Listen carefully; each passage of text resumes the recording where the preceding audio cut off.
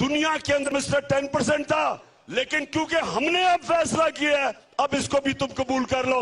हम भेड़ बकरियां नहीं है।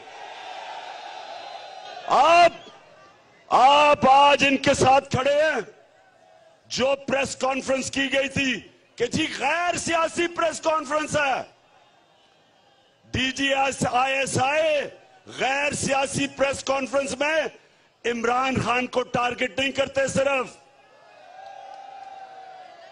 आपको क्यों ये नजर नहीं आए चोर जो 1100 अरब रुपए का इस मुल्क पे जो डाका मारा था वो माफ करवा रहे हैं, NRO ले रहे हैं? क्या वो नहीं नजर आया आपको? जो मुल्क में जुल्म हो रहा है, जो इस वक्त फंडामेंटल राइट्स की वायलेशन हो रही है, मैं फिर जनरल बाजवा आपको कहता हूं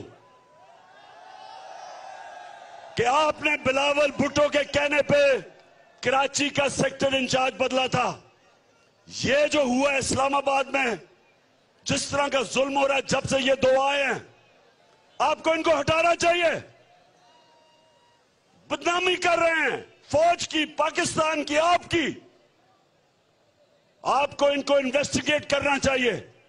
अरशद शरीफ कौन था जो उसको धमकियां देता था?